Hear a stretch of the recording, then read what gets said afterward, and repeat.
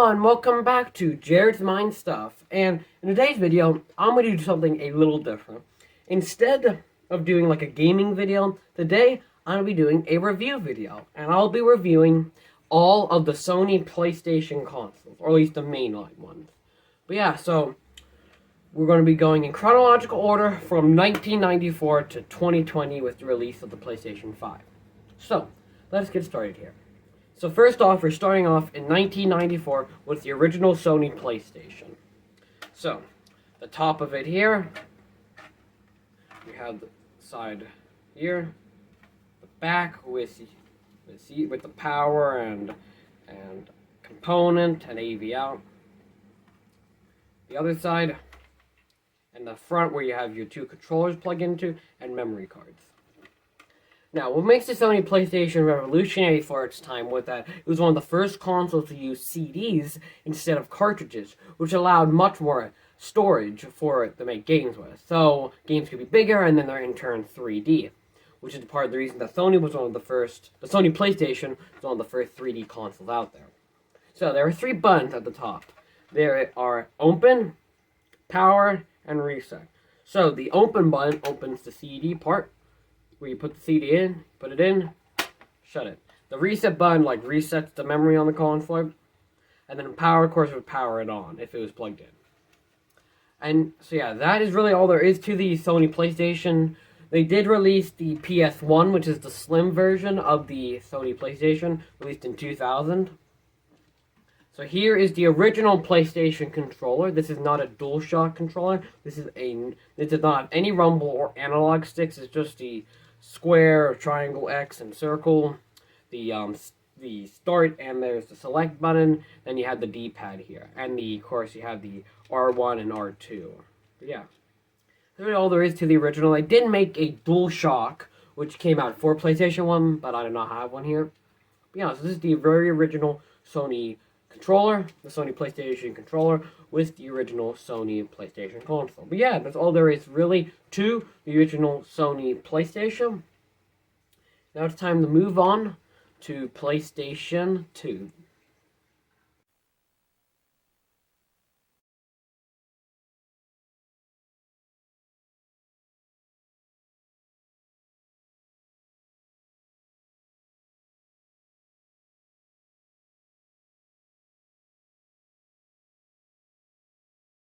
So this is to start up with a disc in.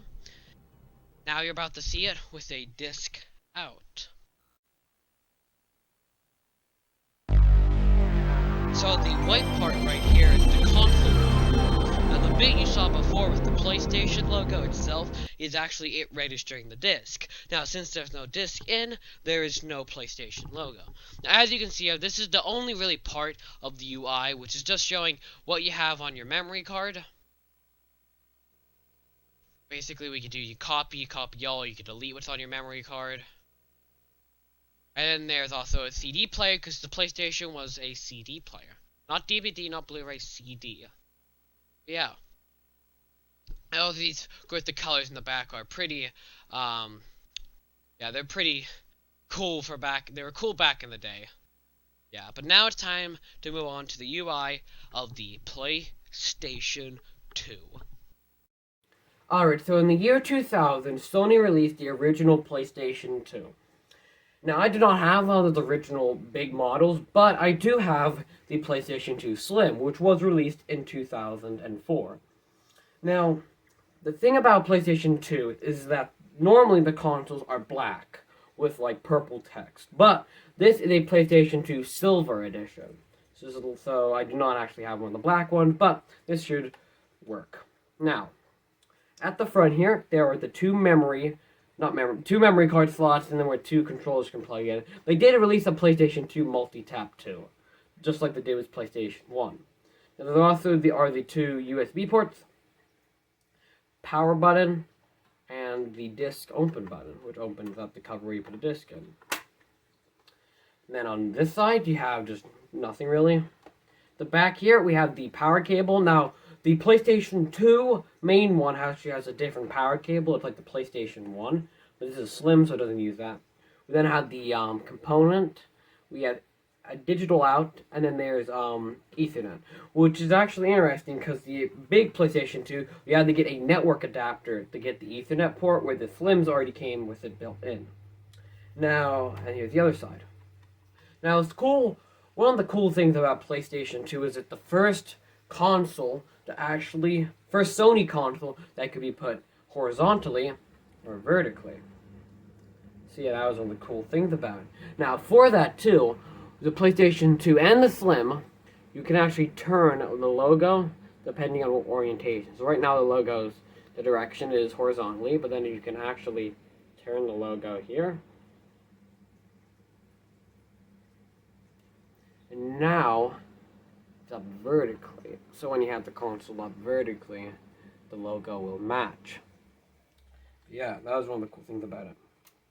But yeah, that's all there really is for the main console itself. But now it's time to move on to the controller. So this is the DualShock 2. So the original DualShock was for PS1, but I don't have an original DualShock, but I showed you with the original PlayStation controller. But this is the DualShock 2 for the PlayStation 2, which came after. Now, it's basically similar. I believe they widened, no, actually, the only difference is that these had pressure-sensitive buttons where the harder you press, the lighter you press down would actually differ if the games used it.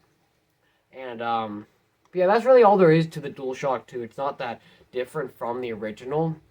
The original DualShock, I mean, you can actually use this DualShock 2, or any DualShock 2, to actually work with the PlayStation 1. Another thing, too, of course, the main normal DualShock 2s are in, like, black to match the console, but this is a silver to match the silver PlayStation 2. But yeah, that's all there really is to the Sony PlayStation 2. And to this day, it still holds the world record for the world's most selling console at 155 million units. But now it's time to move on to the next generation after this, PlayStation 3.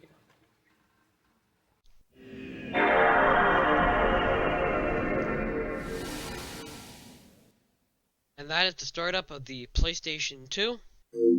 That's it. With a disc, it will say PlayStation 2 like that. Now it's time for without a disc. So fun fact here, the towers you see in the background are actually will appear at different heights depending on what's in your memory card.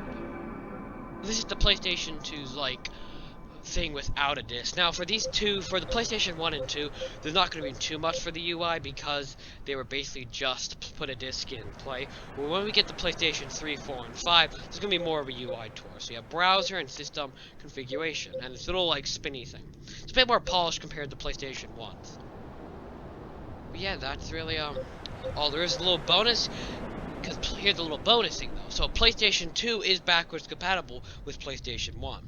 And the only and what happens when you put a PlayStation 1 disc in a PlayStation 2 is you'll have the main towers start up of the console, but then it will actually play it will show the PlayStation logo instead of saying PlayStation 2, as I will demonstrate now.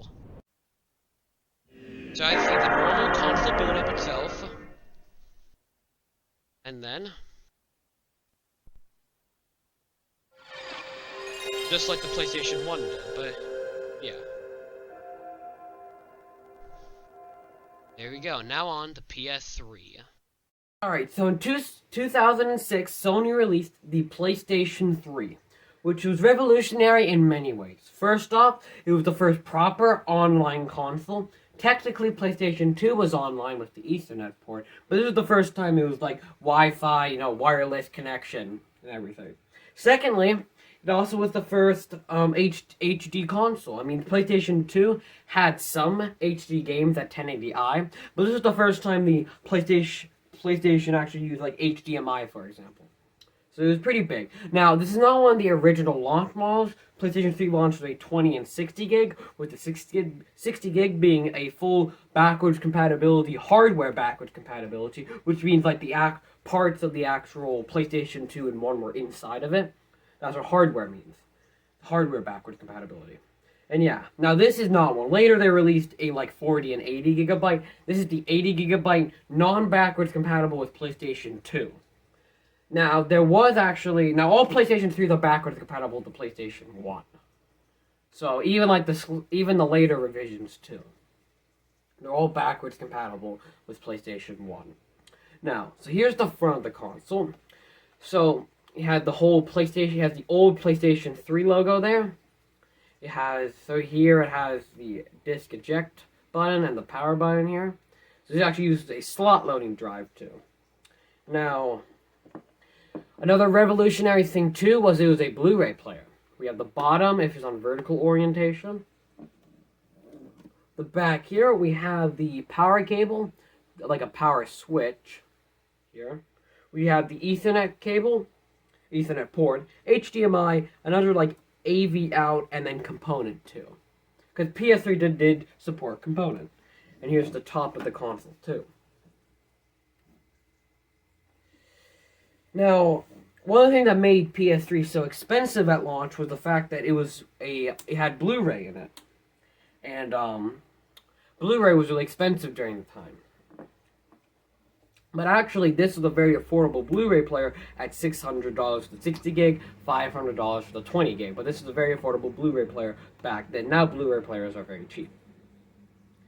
And yeah, so this is really all there is to the original Sony PlayStation 3. It did not do as well as the other launches, but that will soon change with the revisions. Now, next up here is the DualShock 3. So this is after the DualShock 2 I showed you. Now, this had much more differences. So one, it got rid of the analog button, which basically would control the analog sticks, because they were very newer, so Sony wasn't sure if people would want to use them, so it was to control. Now, of course, it's always on, and there's now the famous PlayStation button. Now, it's still mainly the same controller shell. You have the D-pad here, to start and select, the normal X, circle, triangle, and square. But this time, the triggers aren't buttons that are just wider. They're actually proper like triggers that go down. So, alright, so yeah. It also was... Now, this got rid of the pressure-sensitive button, but added the 6-axis capability, which basically would really like to turn the controller and it would show up in the game and do stuff. But yeah, that's all there is really to the PlayStation, the DualShock 3. Now, PlayStation 2 did have a camera, but I don't have one. But I do have one for PlayStation 3. This is the PlayStation 3 eye camera toy. And this would basically hook on, and so during games like Little Big Planet 2 would like use this, and you could do stuff with it. You could interact with it. And yeah, and there also are motion controllers too that use this too. Yeah, so that's really all there is to the original PlayStation 3. But now it's time to move on to the PlayStation 3 Slim. So in 2009, Sony released the PlayStation 3 Slim, which is still a PlayStation 3, but it's just revived a little bit. So this is very similar. This is similar to the PlayStation 3 Fat model, it's known as. No. So it still has like the disc drive and has the little outer port here. 2 USBs. Now on the back here it's a little different. So it uses a different type of power cable. Still has components, AV out, HDMI, and Ethernet. The other side here. This console still could go vertically too, like this. Now, one little difference is that for the disc drive, there were proper buttons you press down for the it's still in the same location, so disc out button and power on that side. But unlike the big PS3s, they're like more touch buttons and actual press down buttons. But yeah, that's all there really is to the PlayStation 3 system. This was basically the main PlayStation 3, since the other one was so pricey. This was only like $300. This one was sold much more, and basically is more of the main PS3. Even though it is a revision, this is more of the main line, what you might have more commonly. But there actually was a third revision, which not everyone knows there was actually a third revision of the PlayStation 3. But yeah, so now going on to the PlayStation 3 Super Slim. Alright, so in 2012, Sony released the PlayStation 3 Super Slim. Now, this is the last major revision of the Sony PlayStation 3. Now, this is basically like the other PS3s, same UI and everything, but there are differences though. So the big noticeable difference is the fact that the PlayStation 3 Super Slim dropped the slot loading disc drive. Instead, it has this floppy mechanism. But yeah, more on that later.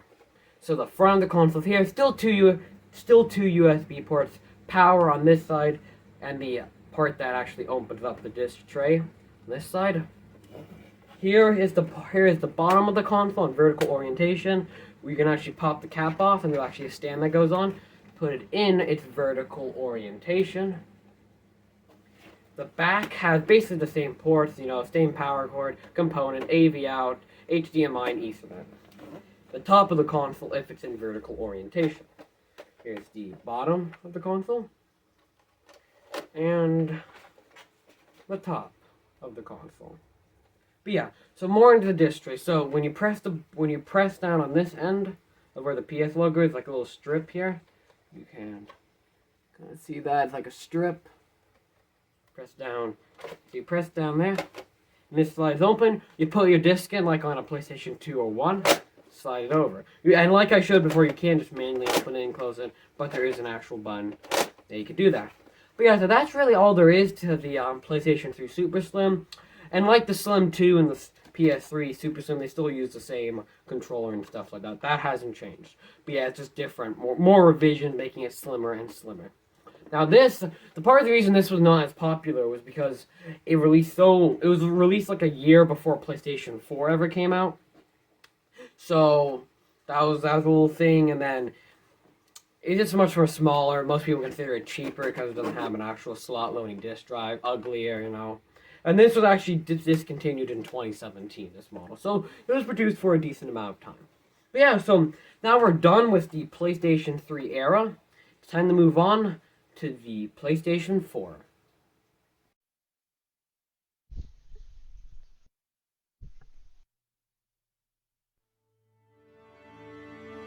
And there is the PlayStation 3 startup.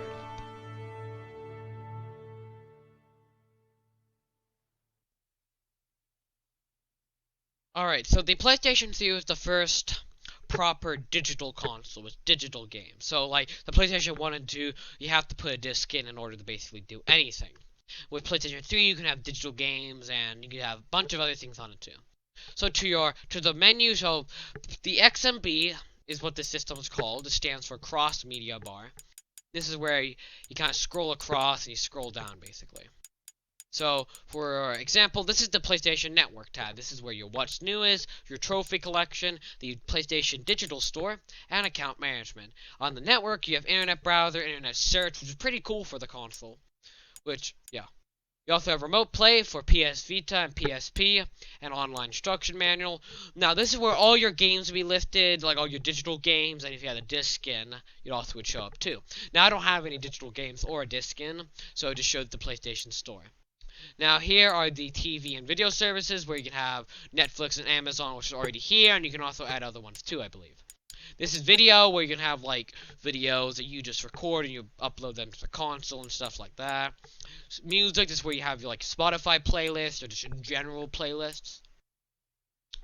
This is the photo gallery where you can have all your photos and stuff you want to put on here. And setting, this is just stuff for your console to make it good, settings, network, remote play, security, sound, display, printer, accessories, power save, date and time, theme, system, chat, music, video, games, and system update. Then to here you have different profiles. And to the UI to the far right is your PlayStation Network account. But yeah, that's really all there is to the PlayStation 3. Of course, you can go in these menus and there's sub-menus, of course, and everything like that. But, not going to go that much into detail, but yeah, this is the PlayStation 3's interface, the first proper digital interface, I would say. And also, the XMB is also used for like PlayStation Vita and other Sony products too. This was used in. This wasn't just exclusive to PlayStation 3. And I see on the camera, I am using the original PlayStation 3 design, but the other two have the same UI too. Now it's time to move on to the PlayStation 4 UI. In 2013, Sony released the PlayStation 4. Now, the PlayStation 4 was not as big as a leap from like PlayStation 2 to 3 or PlayStation 1 to 2. It was a bit more of a slight leap, but very important. This console did very well. Now, this is the PlayStation. Now there are also a different version of PlayStation 4 too, but more on those later. So here is the standard like launch version, the original PlayStation 3. You have 2 USB ports, and then you put the discs in here, and then the disc eject button is. There you go. The disc eject button's there. Press down, the disc slides out, and the power button's up here. Now, this side of the console is the top if it's in vertical orientation. The back of the console, you have this is for your PlayStation camera. More on that later. There's this is for your PlayStation camera. That's Ethernet, HDMI, digital out, and then you have the power cable, which is the same as PS3 Slim and Super Slim. Now, one of the things about PlayStation 4's design, how it has this like arch design, as you can tell, where it kind of like arches over the back, and that's supposed to hide the cables. That's one of the reasons. There are also other things too, of course. But yeah, this is the console in vertical orientation, like this. Now, this is the PlayStation camera that came out for PS4. Now, this is one version. There is actually a older version. This is a bit newer, but yeah, there are different versions. And this went along with PlayStation VR, which I'll get more on later too. Now, this is the DualShock 4. Now, this is the first time Sony really radically changed the Sony controller. The DualShock 4 is a completely different shell. Still like analog sticks and most buttons are still in the same position, but like instead of having select and start, you have this touchpad here. You also have better triggers, basically. They're a bit better to press. Like the buttons are just in better quality and everything like that. Also a light bar at the front too, which also went along with the camera here, and you could do like move your controller around and it would track it with the light. Also went along with PlayStation VR, which is what I'm about to get to. Next. Now, in 2016, Sony released PlayStation VR. Now, this was an accessory to PlayStation 4. Now, PlayStation VR used the motion control, which came out with PlayStation 3's era. Now, it did look differently. It didn't have this thing. And they did add it for PlayStation 3 later. And then they did do a different revision for PlayStation 4, which basically added a different charging cable. But yeah, that was really it, but basically they stayed the same since PlayStation 3 there. Now, when they're on, these would light up different colors, and like the DualShock 4, the camera could track them too for your hands, if the game supported it. Some games just used the controller. Now, this is the headset itself, so you put your head, of course, in here, and then this is like the screen part here. You put your like head in here, and you see it. Then you press down here, the back here, and you kind of slide it out too. You don't want to grab onto the front, slide it out, and it kind of stretches. And I want a button on the back. There's a button down here. You press that. This can slide in and out. So basically, you press this, stretch it out, put it on, then you move the screen in, basically. And now that's what really is too. Now there was a revision to the VR headset where a few things were moved around. The cables were less thick too. Now I'm not going to get too much in the cables, but like this is more of a little control panel, kind of, and you could press the power button, adjust volume and stuff like that. Plug in like earbuds if you want to listen to the audio through earbuds to have the TV. Where the newer version of this doesn't actually have that. But yeah, that's really it with PlayStation VR. Now it's time to move on to the next. So like I said, PlayStation 4 did have revisions. Now I don't have a PlayStation 4 Slim, but I do. So I don't have the PlayStation 4 Slim, which came out in 2016. But alongside that, I had the PlayStation 4 Pro, which was the first time that Sony really bumped up the specs of their console without actually being a full generation. That's what we're going to next. So, in 2016, alongside the PlayStation 4 Slim came the PlayStation 4 Pro. So this is weird because this is the first time Sony has ever bumped up the specs of their console mid-generation. So, the PlayStation 4, like the Slims, is still a PlayStation 4. It still plays PlayStation 4 games, still uses the DualShock 4. Now, it's just that this is has better specs to it. Like, this can output 4K. Instead of just 1080p like the other PS4. Now, differences in the looks, of course, is more of like this tiered design. And you still have 2 USB, but the power and disc eject are different. So the disc eject is here, and power's down here is like on this strip right here. Then, of course, the discs are put in here. Sony and PlayStation 4. Now, this is the bottom of the console if you put it in vertical orientation. This would be the top if you put it in vertical orientation. The back, you still have basically the same ports of the power cables, like the big PS3 here, like that. You have the HDMI, you have the PlayStation camera, PlayStation camera, AV out, a USB, and an Ethernet. Yeah, and so it looks like a vertical orientation. Now it still has the arch design, like the normal PS4, like covering up the cables at the back. But yeah, that's all there really is to the PlayStation 4 Pro. It's just like a normal PlayStation 4, but a little just bigger and better specs. Now, one thing I did forget to mention was that there's a little light bar at the front that lights up different colors when the console's at different modes. So it would be orange if it's rest mode, blue when it's starting up, and yellow when it's just normally idling, when it's just on. And the original PlayStation 4 does have that too. It's like in between the piano black and the part where it goes like the glossy black to like the more plasticky, the light there. Yeah. But yeah, now it's time to move on to the current generation of PlayStation 5.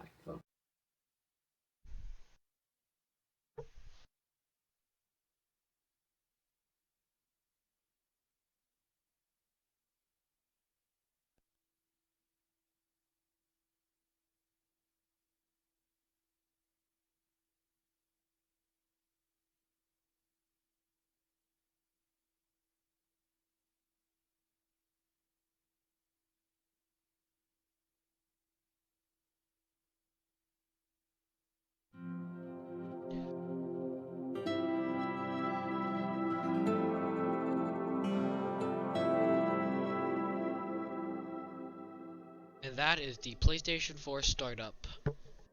Now normally when you press the PlayStation button, you go into your accounts area, where then you would select account. You would select an account. Now I'm just gonna go play as a guest, so we go do that.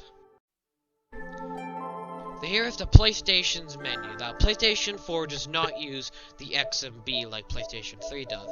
Instead it uses more of a sideways system where the games come up. So here's just some of the games on this PS4 right now. Yeah, and of course normally you'd be signed in the PlayStation Network and everything. Now the XMB does still kind of live on up here. So you have your profile here, trophies, you would have settings, parties, which is more of like a voice chat, which you can play on, which is something new that PS4 had. PS3 had something similar, but you couldn't play games while chatting in it.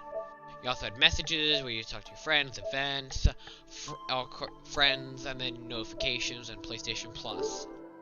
Now, of course, right here you have TV and video, which is like the PlayStation 4's media. But like PlayStation 4 doesn't have like videos or pictures or like a gallery. It doesn't have all of that. It's more of a game-focused console. Here's PS5 Remote Play. Here's the Capture Gallery, which is not like this isn't like a gallery where you actually take real-life pictures and upload it to the console, which I believe you still could do, but it wasn't as nearly. It was a little harder to access. Where this is more for like your screenshots in-game. You also have Share Factory, which was cool about PS4 is now you can actually record games using the share button on the controller. And here's just how the games would be. Now, then you actually can scroll down. Now, if these games if I actually own them, you could scroll down and actually it showed you more of like live streams going on at the time, and like there's another play button down there. It would also play the music for the game too, which is something I forgot to mention from PlayStation 3, but like when you would hover over a game, the game's music would start to play. Where on PS4 it doesn't do that. Also the background would change too when you would hover over. Where on PlayStation 4 it just stays the same. But yeah, that's really all there is. You have settings too, of course, with everything. You have everything like before, but you have more like broadcast settings and stuff. Yeah. But yeah, that's really all there is to PlayStation 4. Which I'm not going into in depth, but this is more of a quick kind of guide to a quick tour. But yeah, now it's time to move on to PlayStation 5's UI. So, in 2020, Sony released the highly anticipated PlayStation 5, which is, at the making of this video, the current Sony console. Now, this is the PlayStation 5 Disc Edition, or just known as PlayStation 5, because this is the disc drive. They do make a digital version of the console, where it just basically doesn't have a disc drive. This would just look like this side on here. And it's $100 less, but there's no different specs, except for the fact you don't have a disc drive. Now, here's the front of the console. As you most of the time you see it in vertical orientation, but here's what it looks like in a horizontal position. So front of it here. Here's the side with the disc drive. The back, the ports you have on the back here, you have your power cable, just like the normal PS4 and the PS3 Slim and stuff. HDMI, you have your Ethernet and 2 USB ports at the back. Yeah.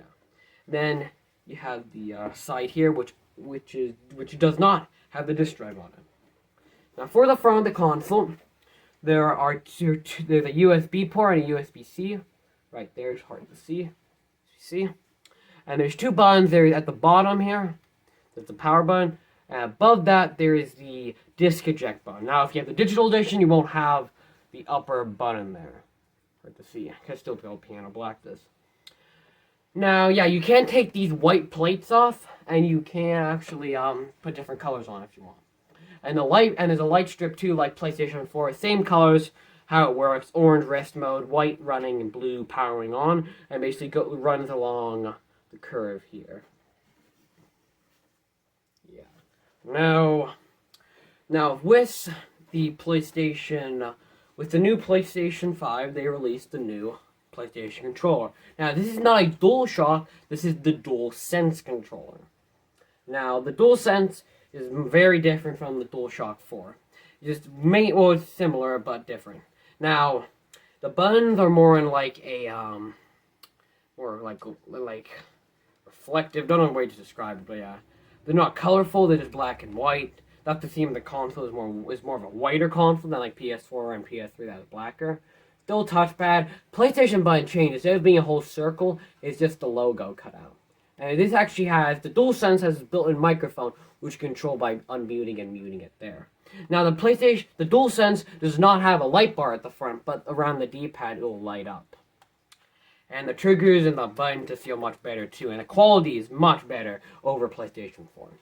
Little thing too is that it's going to be hard to see on camera, but there are actually little PlayStation symbols engraved at the back here. Little PlayStation symbols, very tiny, hard to see. Probably won't be able to see on camera, but if you ever do see one of you can actually see the tiny little PlayStation symbols make it up. Yeah, that's really all. But yeah, this is the PlayStation 5, the current generation. The specs are this. This is a big leap. This can output 8K graphics, and it can do 120 frames. But it can't do that at 8K. It can do 4K 120 frames. There's also HDR2, which is something PlayStation 4 Pro had.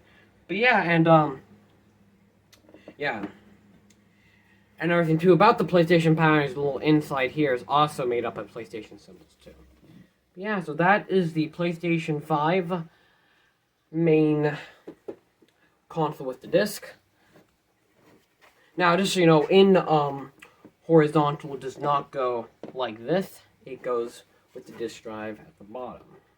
Now, talking about positions, they have the PlayStation stand that comes with it. So in this orientation, basically, what you do is you go to the back of the console. In the back, there are little PlayStation symbols if you look down. Hard to see, but they're around where the USB ports start. And you basically put the little clip and you line them up with them. Push in, and now you have your stand for horizontal location. I would definitely recommend using it for horizontal. And for vertical too, what you do, I'm going to take this out, is you basically slide this to upright like this. There's a little screw that's hidden down here when you slide it. Take that out. Then what you would do is you would screw it. You would take out the little cap here, screw it on, and then you could have your console in vertical orientation. Now you can still put the console in vertical orientation like that, but it's not very stable. The stand would help it be much more stable still. And of course the clip would clip on to the back here, this clip here. This part would still be in use clipping onto the back. But yeah, so that's really all there is to the Sony PlayStation 5, which is Sony's next generation gaming console, current right now, of course, too. Yeah. But yeah, so that's all there really is to this review, and I will enjoy the UI now. UI tour of the PlayStation 5.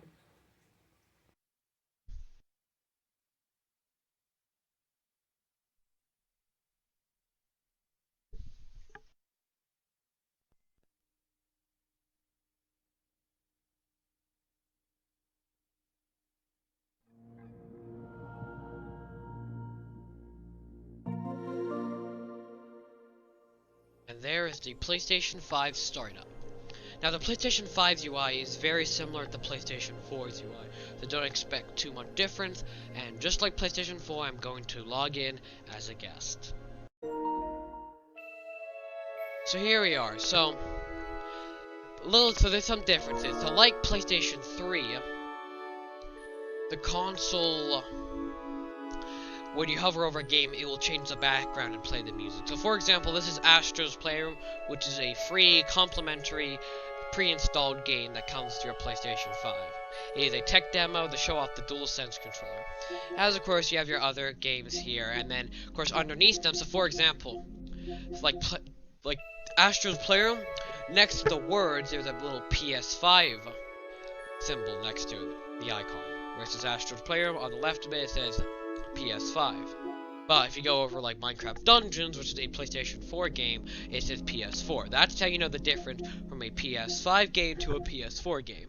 Now, some games have a PS5 and PS4 version. That's the main reason that tells it apart if you're playing the PlayStation 5 version or a PlayStation 4 version. And some games just completely don't have a PlayStation 5 version, but PlayStation 5 is backwards compatible with the PS4. Now, what's different about some differences, for example, is media on the PlayStation 5 are separate. So this is the Games tab. When you press R1, you switch over to Media, which is where all your media stuff would be. Then you can scroll over to Search, to search for stuff, Settings, of course. So we have stuff like this and everything. Normal settings, and then your account would be here to do account stuff like this. Now, a little quick thing too, if you press triangle, it takes you up to the search icon instantly. At the end here, of course, I didn't show this on PS4, but this is your game library. We'll show you basically all the games you have. But, and then, of course, what's different, though, is that normally when you're leaving a PlayStation 4 game, what you would do is when you're in the middle of the game, you press the PlayStation button once, and it would take you back to the home screen, which would look like this. But then you would hold it down to get like the quick menu, which would come up on the left. Now on PlayStation 5 it's reversed. When you're in a game, you press the PlayStation button once to bring up the control center, which is what it's going to explain here. You can jump to your next mission with the activity cards, control and enhance your gameplay, and all your friends and parties are there at the game base. So home, which takes you back to here. You have Switcher, which is like a game switcher thing, which I'm not running anything to do that. Notifications, Game Base, which is all like parties and stuff. Music, sound, there's mic, your controllers, your account, and then the power. And then what you do when you're in a game to get straight back to home screen, instead of going here and clicking on home, is you actually just hold it down. Now, like I said too, if you press the options button, you actually can customize the entire menu here like this. Yeah, and of course, also there too, there's some, back to Control Center. Also some hidden things too, like broadcast, accessibility, and network are hidden. But yeah, so that's really what there is to the PlayStation 5 UI, the newest PlayStation UI. But I thank you for watching this PlayStation 5, the PlayStation review of all Sony PlayStation consoles. I hope you enjoyed, and I'll see you later. Bye!